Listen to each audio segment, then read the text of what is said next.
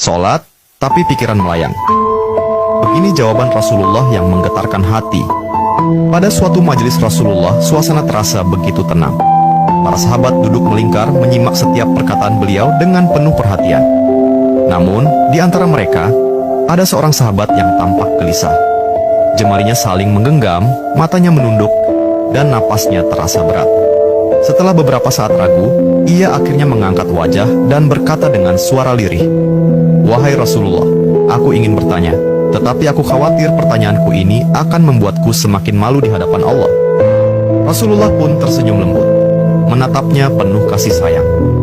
"Katakanlah, wahai saudaraku, tidak ada pertanyaan yang membuat seseorang hina jika ia bertanya untuk mencari kebaikan." Sahabat itu menarik napas dalam, matanya mulai berkaca-kaca. "Wahai Rasulullah, aku merasa salatku sering tidak khusyuk. Kadang aku mengingat urusan dunia, kadang pikiranku melayang entah kemana. Aku takut salatku tidak diterima oleh Allah. Apakah dengan salat seperti itu, aku tetap mendapatkan pahala?" Suasana majelis seketika menjadi hening.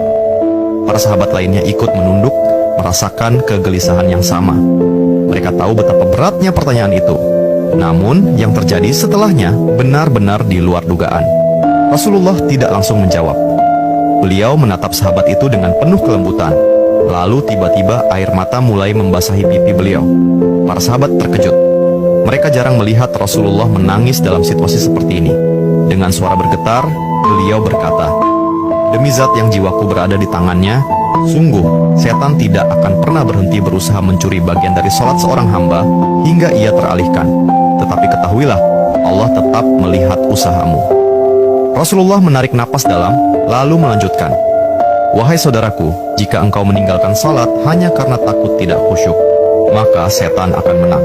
Tetapi jika engkau tetap berusaha salat meski pikiranmu teralihkan, ketahuilah bahwa setiap kali engkau berusaha kembali kepada Allah dalam salatmu, saat itulah Allah menyambutmu." Mendengar itu, sahabat tersebut tak mampu menahan tangis. Begitu pula para sahabat lainnya. Kemudian Rasulullah melanjutkan dengan penuh kelembutan, "Bayangkan seorang ibu yang melihat anaknya berjalan ke arahnya, tetapi anak itu sering jatuh dan tersandung. Apakah sang ibu akan marah? Tidak. Ia justru akan berlari menghampirinya, mengangkatnya, dan mendekapnya erat. Itulah Allah. Ia lebih penyayang daripada seorang ibu kepada anaknya. Selama engkau terus kembali, Allah akan selalu menerimamu." Air mata mengalir di pipi sahabat itu. Kata-kata Rasulullah begitu menusuk hatinya. Sejak hari itu, ia tidak lagi putus asa dalam sholatnya. Ia tetap berusaha khusyuk, dan